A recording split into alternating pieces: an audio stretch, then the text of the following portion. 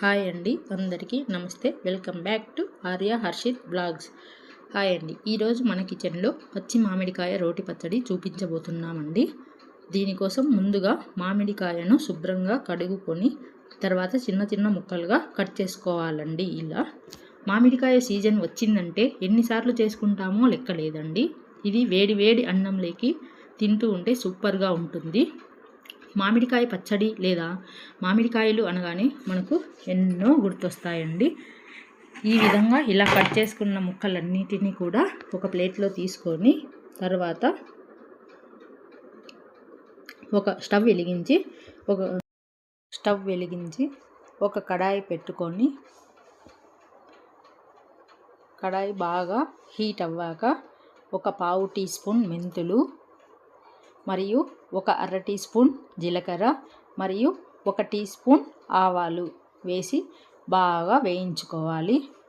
ఇవన్నీ వేగాక stove off చేసి ఇవన్నీ ఒక ప్లేట్లోకి తీసుకొని మిక్సీ జార్లో మెత్తటి పొడిలాగా మిక్సీ చేసుకోవాలి.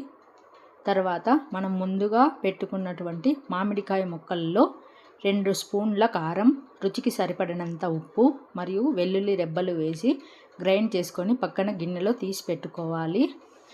ఇలా మిగిలిన మామిడికాయ ముక్కల్లో కూడా సేమ్ సరిపడా కారము, ఉప్పు, వెల్లుల్లి రెబ్బలు వేసి మిక్స్ చేసుకున్న తర్వాత స్టవ్ వెలిగించి ఒక కడాయి పెట్టుకొని కడాయి హీట్ అయిన తర్వాత పోపుకి సరిపడినంత నూనె వేసి నూనె బాగా వేడెక్కాక ఆవాలు, జీలకర్ర, పచ్చిశనగపప్పు, ఉద్దిపప్పు, పోపు దినుసులండి వేసుకోవాలి.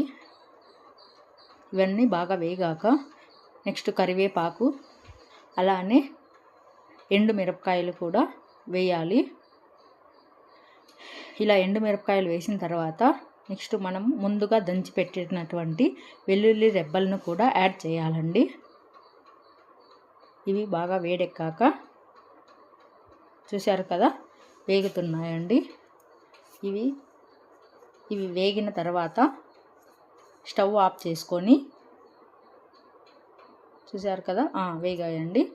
ఓకే, ఇప్పుడు స్టవ్ ఆఫ్ చేసుకొని మనం ముందుగా తీసుకున్నటువంటి మిక్స్ చేసి పెట్టుకున్నాం కదండి మామిడికాయ పచ్చడి, ఆ పచ్చడిలో ఈ పోపును కలపాలండి.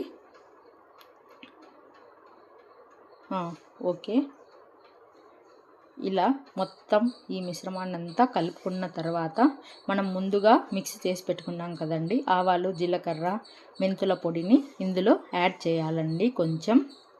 ఓకే, చూశారు కదండి ఎంతో టేస్టీగా ఉండే రుచికరమైనటువంటి మామిడికాయ పచ్చడి, రోటి పచ్చడి. నేను రోట్లో దంచలేదండి, మిక్సీలో వేశాను. సో ఇలా చేయండి, చాలా సూపర్గా టేస్టీగా కమ్మగా ఉంటుంది. వేడి వేడి అన్నంలోకి బాగుంటుంది. Thank you.